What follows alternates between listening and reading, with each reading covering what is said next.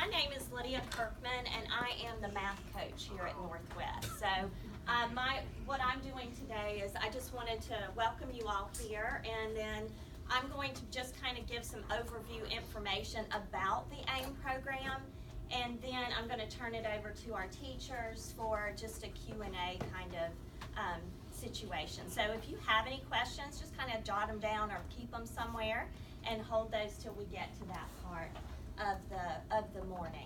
I do want to introduce Ms. Young. Do you want to say anything? Hi. So I think I've met a few of you, but I'm really glad you guys are here.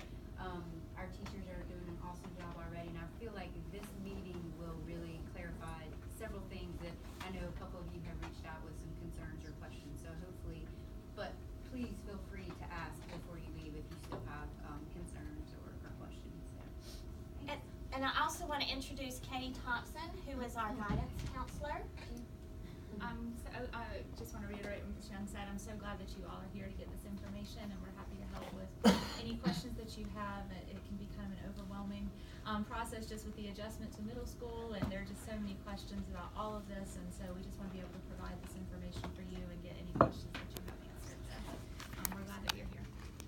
All right, so the AIMMS program, and I feel like some of you I know because I taught this class for many, many years before moving into the position that I'm currently in. So that's why the teachers asked me, they said, you've done this so many times, you know, would you please do this? And what we're here for, typically in the beginning of the year, we have a parent night, an open house kind of back to school, where the teachers can sit down with the parents and just explain and give an overview of their curriculum and their class. Well, this year it's not really on our schedule as of now, so we know that the transition into the AIMMS classroom is very different than the transition into other math classes. So that's why we thought it was very important to have this time to pull you together to give you that information. Because I know as you're coming, unless you have a student who has gone through this program, there's a lot of unknown out there for you, and it is very different. So first of all, just the name of the class, AIMMS, Accelerated Integration of Middle School Mathematics.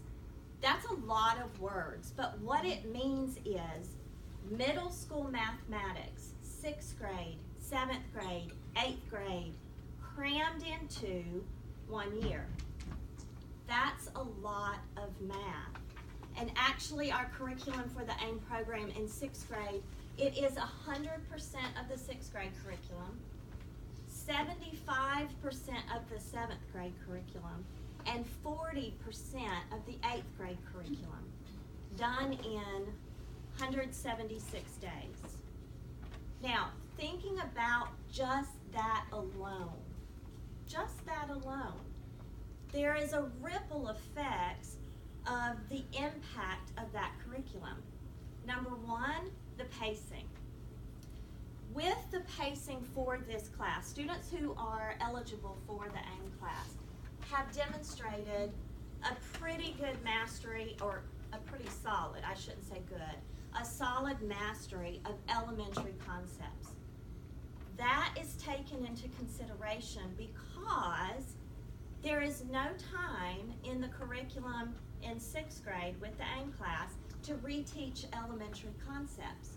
So if a student comes into the class without a really commanding mastery of, let's say, fraction operations with addition and subtraction and multiplication, they're not going to have that time in class to reteach those concepts as might another classroom.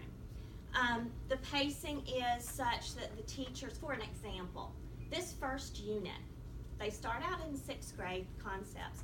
This first unit, for an accelerated, for a traditional class, was paced out to take 23 days.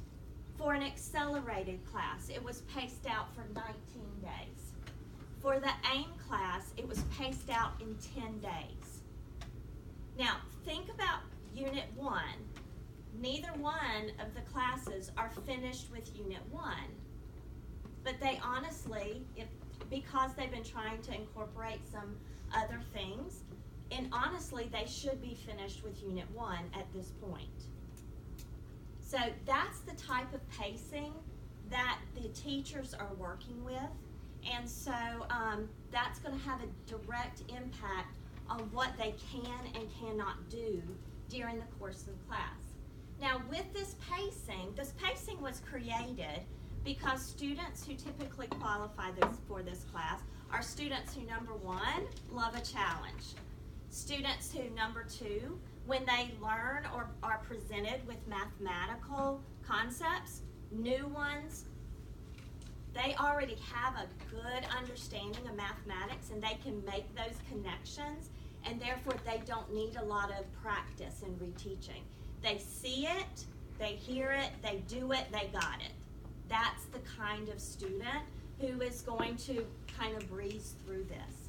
If a student, and I'm not saying right or wrong, but if a student like my child, who when they hear a concept, they got it and they're starting to make the connections, but they really need to maybe practice a little bit more, they're going to struggle because the practice is going to have to kind of come from the student themselves and the opportunities that the teachers provide for additional practice. So pacing is a big issue with the AIM curriculum, okay? Number two, other things that's going to kind of impact because of the curriculum need, that like I said, the student responsibility for understanding. Students are going to have to, they may have breezed through elementary school with no problems. Math, they never had to study, they never had to practice, they never had to look out to YouTube for extra help, they never had to do this. Well, this year they might have to, because the teachers, like I said, are not going to have the time to reteach those different concepts. They've got to keep moving in order to get this curriculum covered in their 176 days. Now, because of that, it's a ripple effect. Sometimes students might, in this course, may not make A's. They may not make an A. I mean, I personally, when my son came through it in 6th grade, I gave him his first C. That was hard as a mother. But as his teacher, I had to give him that grade. That's what his level of mastery was. Now, that doesn't mean that he's not a good math student. It just reflects where their level of mastery is. And I had to be okay with that C that he demonstrated. Okay? So as students are getting back grades, it's a reflection, and I know these ladies very well, it's a reflection of what the student has demonstrated. Now, sometimes it's that transition into middle school with, you know, I've never really had to pay attention too much in class before because it's so easy. I gotta pay attention now. I've really gotta pay attention because my teachers are moving at a fast pace. I've not really ever had to study before. In this class, they're gonna need to study more. So, I mean, those are things that as we get into this year, we want you to be aware of. You're going to see a different math class. You're going to see more responsibility for a student's understanding placed on that student. Because if they are checked out in class, the teacher doesn't have the time to go back and reteach those concepts. Now, what they are doing is they're providing many experiences or opportunities for students to develop that own understanding, but the student is going to have to take some initiative with that. They're going to have to say, I'm struggling with this, I don't quite get this. What is my plan for making sure that I do have this understanding? It's a lot for an 11-year-old, 12-year-old child to do. It's a lot. But what we're preparing this child for is taking a high school math class in 7th grade. A high school math class in 7th grade. So that's the reason that all of these things have to be in play in 6th grade.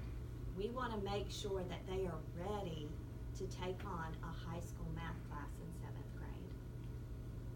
Okay? So I'm I love teaching AIM. I know these two ladies love and are enjoying teaching AIM. Wonderful students, a lot of curiosity, a lot of, it's fun to have them, and I don't mean this badly, but it was always fun to see students kind of hit a wall that they've never hit before. You know, it's like math has always been easy. Oh my gosh, you showed me something new. This is new. And that's a fun thing to see as a teacher, because that's what we want. We want them, in order for them to grow, they have to be challenged. They have to be challenged. If it's easy, they're not learning. Okay? So I'm thankful that you're here, and I want you right now, if you have any questions for me or for Ms. Sizemore or for Ms. Hoyne, we would love to open it up to questions.